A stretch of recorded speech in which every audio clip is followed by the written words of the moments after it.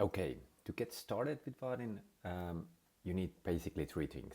You need Java, JVM, and JDK to be installed.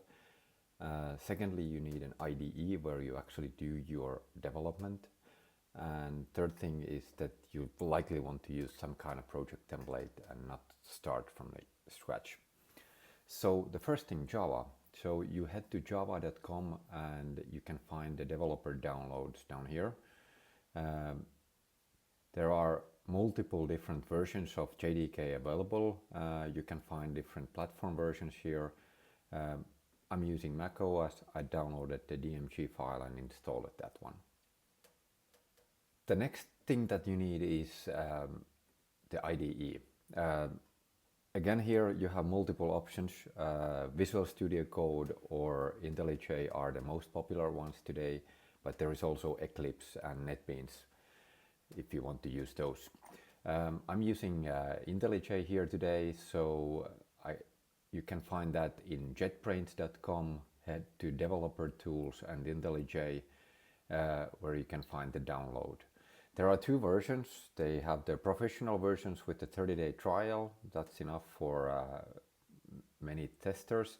But there is also a free community edition which you can use. So I'm downloading that one and using it for my work. The third thing is Vaadin application template. You can create one at startvaadin.com where you can download a project template. You can even configure it further on the playground where you can find some template views for your application, like dashboards, feed views and data grids, or you can even design your own application UI here to get started with the Vaadin application. I'm not doing it now. Instead, I'm taking the basic template and starting with the small example there. So just click the download. Okay, once you downloaded everything and you install the JDK and the IntelliJ on your system, you can extract the zip file for the project. This is a normal Maven project, and then I can open the project directly from the folder where I downloaded it and import it into my IDE. One thing to make sure is in the settings, go to the plugin section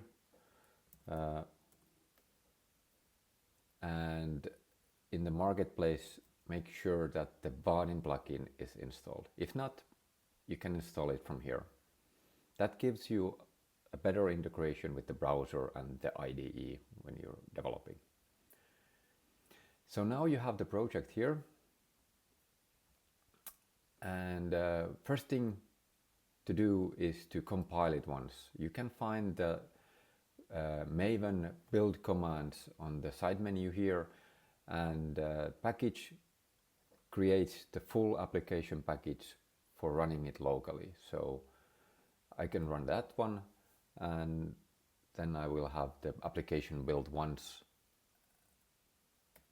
To actually run the application, you can go to the Java file that is the bootstrap. So it's easy to find under the source Java application, and in here you can open up the context menu and search for debug in HotSwap agent.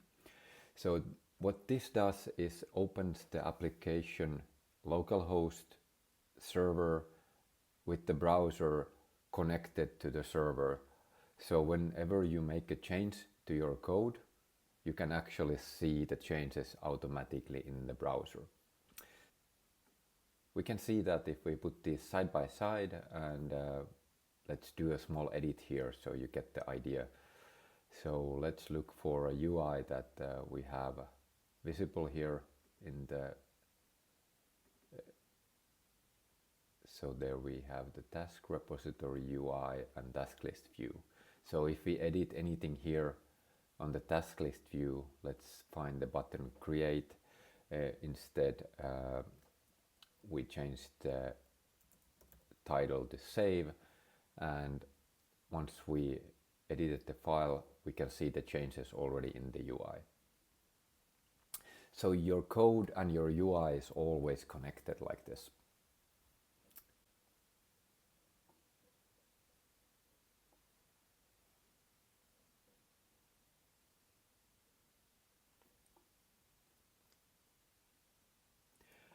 Furthermore, if you want to, you can also edit the UI directly from the browser.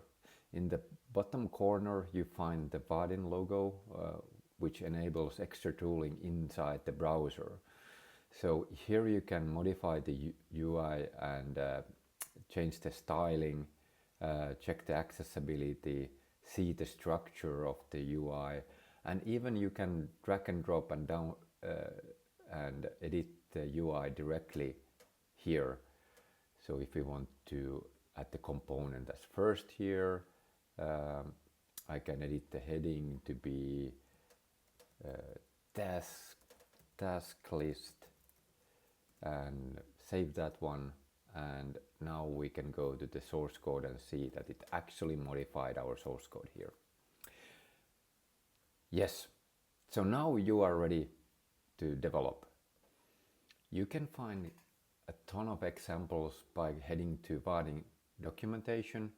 You can see different components listed here.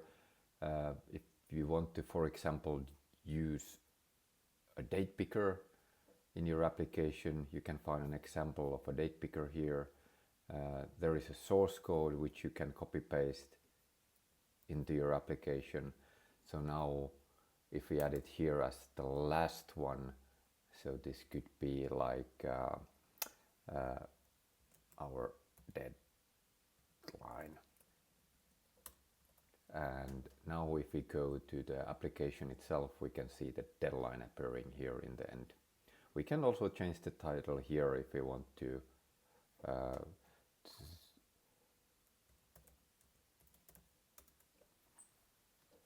And then it modifies the source code. So you can see this is a super quick way to build a user interface for various needs from existing components.